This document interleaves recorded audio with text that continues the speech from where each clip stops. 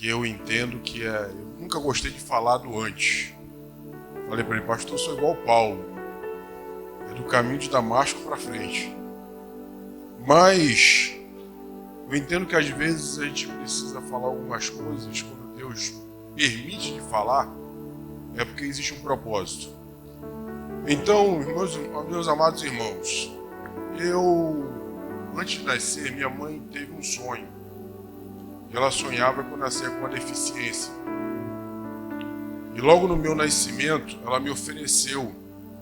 E eu fui batizado junto com um santo, um quadro. É um santo de uma igreja da Tchecoslováquia.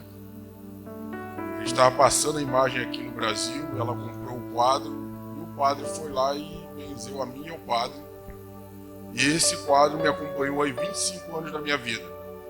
Eu não acordava sem me dobrar para ele, não dormia sem me dobrar para esse quadro. Minha mãe me colocou o nome que eu tenho por um motivo. E eu não sabia qual era. Ela só disse que ficava numa novela, tinha um cigano na novela, e ela me colocou esse nome. E já aqui na igreja, orando por uma pessoa que estava endemoniada, depois que a pessoa voltou a si, ela falou o nome de uma entidade.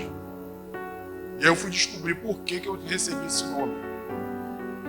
Então, dentro da minha trajetória de vida, eu tinha algumas complicações, eu era uma pessoa um pouco difícil.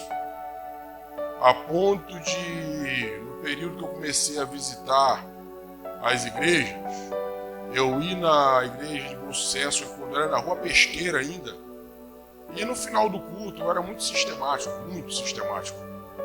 E no final do culto veio uma senhora falar comigo, meu filho, você já aceitou Jesus? Eu falei, não.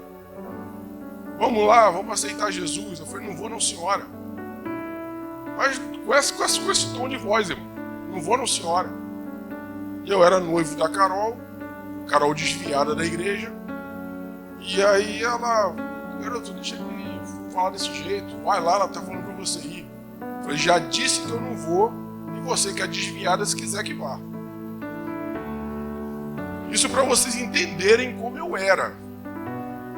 Só que nessas indas e vindas, as pessoas me perguntavam, quando eu dizia que vinha na igreja, e aí, você aceitou Jesus? E eu falava, não, só vou aceitar Jesus o dia que Jesus disser para mim que eu tenho que aceitar ele. Olha o abuso. Só que Deus é misericordioso. Em Jeremias 29, 14, que é o que eu quero fazer de base para você entender o que eu vou falar agora, a Bíblia diz, e serei achados de vós, diz o Senhor. E tem uma outra tradução que diz, e me deixarei ser achado por vós, diz o Senhor, e mudarei a vossa sorte. Então esse texto, depois que eu aprendi, que eu li, eu fui entender que Deus se deixou ser achado por mim. E no dia 1º de novembro, dia de finados, dia 2 de novembro, perdão, dia de finados, era uma comadec aqui. E eu em casa já tinha mandado minha mãe dizer que eu não vinha. A Carol ligou para perguntar se eu vinha, eu disse que não vinha. Mas aí, lavando meu carro, foi a primeira vez que eu escutei Deus falar comigo. E assim como João diz que é como o som de muitas águas, eu ouvi essa voz de muitas águas dizendo. Eu estava totalmente tomado por Deus. Eu não queria saber o que ia acontecer depois, eu só queria saber que eu queria Jesus. E quando eu cheguei aqui na frente, começou a oração, uma pessoa pegou na minha mão, quando eu vi era ela.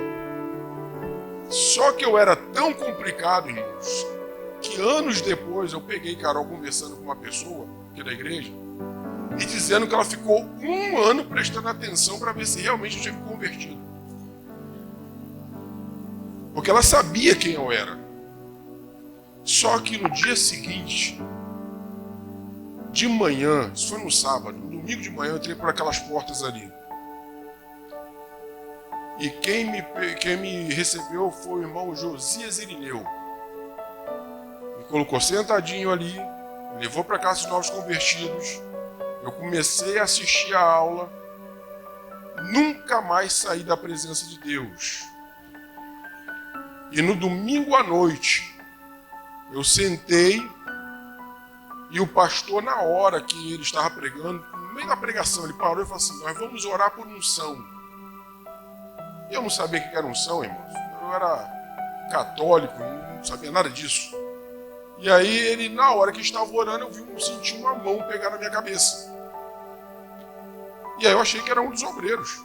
Fiquei ali curioso para saber quem era. E ele orando: Senhor, que a tua unção desça, tal, aquela coisa toda. E quando eu, na curiosidade, abri o olho, não tinha ninguém na minha frente. Só o sentimento da mão.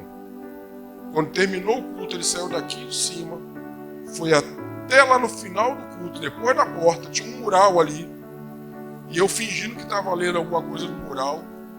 Aí ele me deu um abraço e falou assim: você que aceitou Jesus ontem? Eu falei: foi. Falou: pois é, você talvez nunca mais me veja na tua vida, mas eu tenho um recado de Deus para você. Tudo que aquele pastor falou sobre questão ministerial na minha vida, 90% já se cumpriu. Nenhuma das palavras que ele falou caiu por terra até hoje.